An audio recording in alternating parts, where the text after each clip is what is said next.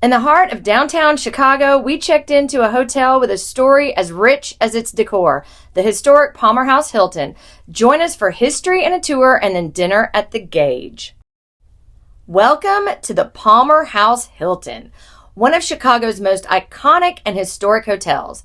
This is actually the third version of the Palmer House, and its story is as grand as its gilded ceilings. Built in the heart of downtown, the decor is dripping with Beaux-Arts opulence, from the frescoed ceiling to the Tiffany chandeliers. A little bit about the Beaux-Arts movement. It's an architectural style and an academic approach to art and architecture. It was taught in Paris and was highly influential from the late 19th to early 20th centuries. Its characteristics include symmetry, large stairways and ceremonial entrances, rich decorative details, and integration of fine arts, such as paintings or sculptures. And oh man, this hotel is a quintessential example of it. The original Palmer House opened in 1871 as a wedding gift from businessman Potter Palmer to his wife Bertha. But just 13 days after opening, it was destroyed by the Great Chicago Fire. Palmer immediately secured one of the largest private loans in U.S. history and rebuilt. Bigger, stronger, and fireproof. The second Palmer House opened in 1873 and was hailed as one of the most modern hotels in the world. By the 1920s, it was time once again for an upgrade, and that's when something extraordinary happened. Instead of closing down, the Palmers built the third hotel in stages, moving guests from the old building to the new sections as they were completed. Because of that, the Palmer House has never officially closed, and it is believed to be the longest continuously operating hotel in the United States. That's not just good business, that's a legacy. The Palmer House we see today opened in 1925, a 25-story steel frame hotel designed to dazzle. The ceiling in the lobby is hand-painted and was restored to its original grandeur in the 1990s. Those fabulous chandeliers, they're Tiffany and Company originals.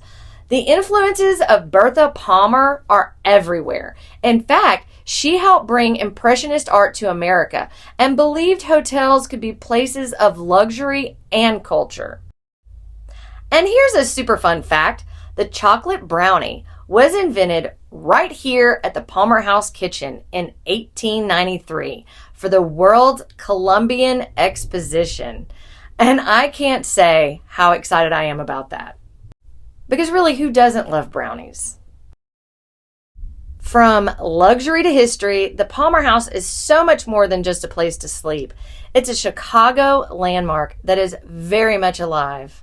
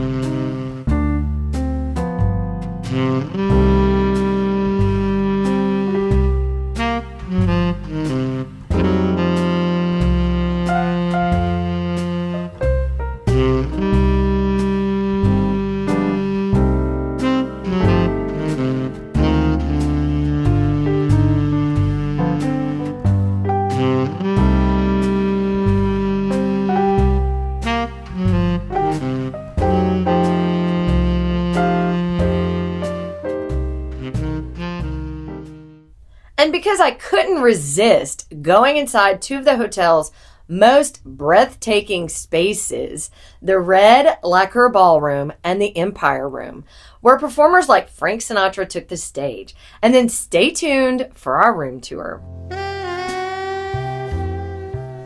Just beyond the grand lobby and up a few floors, you walk out of the elevators and are greeted by the soft gleam of a gorgeous grand piano and the striking beauty of the ornate elevator doors, which sets the mood for what is hidden behind the dramatic doors at the end of the hallway. It is the Red Lacquer Room, and it is one of Palmer House's most glamorous spaces. Stepping inside feels like walking onto the set of a 1920s film. Originally used for private galas and elite events, this space was designed to impress the social elite of Chicago, and you can definitely understand how it did. This room is a stunning example of French Revival design, with its red lacquered walls, gold gilded ornamentation, and gigantic mirrors that reflect light from the crystal chandeliers. And speaking of those chandeliers, I'm not sure if you can see the detail of the red crystal, but this whole room just drips of opulence. Over the decades, the Red Lacquer Ballroom has hosted weddings, performances, political gatherings, and press conferences. In its early days, it was even used as a ladies' reception space where women could retreat during long banquets. And I'm going to add, I wouldn't mind being able to retreat here at all.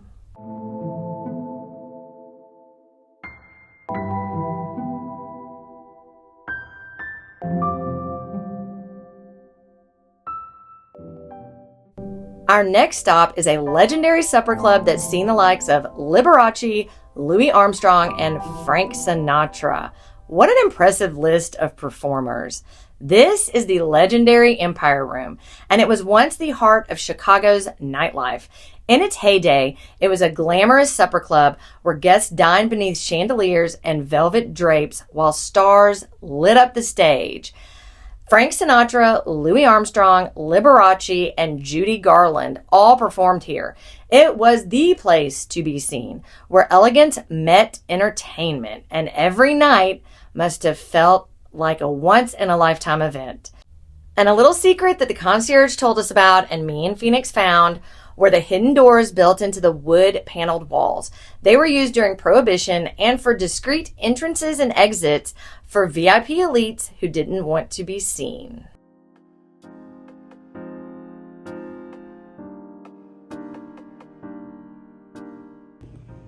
Hey! So at this point you guys have seen the lobby and a few other places in the Palmer House Hilton Palmer House. Anyway, now it's time for the room walkthrough.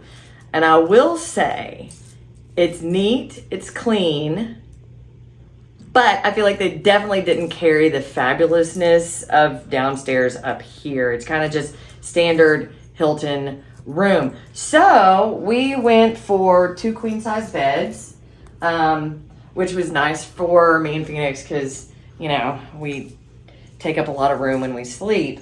So anyway, the beds are super comfortable. We do have a desk over there. And then 2 beds. The view wasn't that great, but we've got a nice amenities bar right here.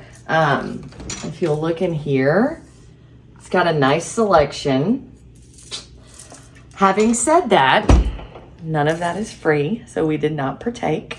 There is over here, before we go into the bathroom, they do provide another fridge right here for anything that you might want to keep cold. So we put a couple of bottles of water in there. And then the bathroom is super nice too. I feel like they have updated it with some new wallpaper and stuff. So it was, all in all, it was a really decent stay. And again, let me just add, the room is clean. It was comfortable.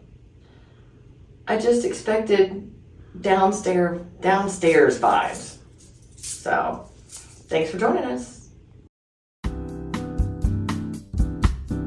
Before we head on over to the Gage for dinner, here's a little lagniappe. In the lobby, there is an in-house shop that offers great coffee, souvenirs, and you guessed it, brownies. But if you're craving something familiar, there is also a full Starbucks tucked downstairs. The Palmer House Hilton also has a spa, a workout room, and a pool.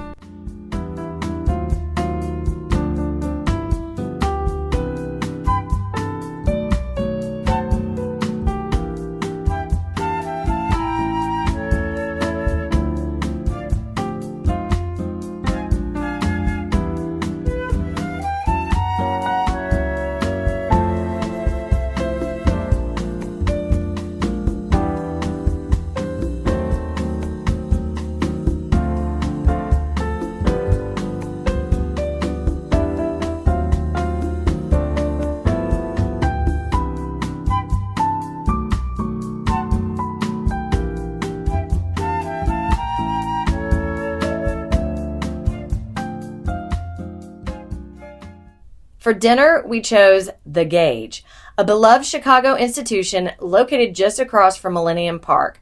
It's housed in a historic building that dates back over a century. The Gage blends upscale pub fare with a deep appreciation for the city's past. The Gage occupies the Gage Group buildings and was initially designed as a millinery firm. And because I had to ask, I'm going to let you know what that means as well. A millinery was a business that designed, manufactured, and or sold women's hats. Now you know. The Gage Group buildings are designated a Chicago landmark and are on the National Register of Historic Places. Chicago Magazine hailed it as Chicago's finest gastropub, and it's earned repeated accolades such as a Michelin Wine Spectator. If you're visiting Chicago, the Gage offers not only great food, but a true taste of the city's history and hospitality. Chicago's architecture is truly something to marvel at. From historic classics to bold designs to this beautiful ceiling at the Macy's, and even a skyscraper with the top gilded in 24-karat gold. Every corner tells a story. Next week, we're going to dive into that architecture just a little bit more, and we're going to be sharing our video from our Chicago architecture boat tour.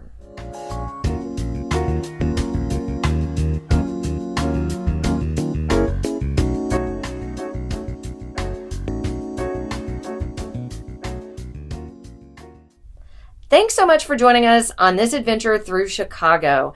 Make sure to subscribe to see where we end up next.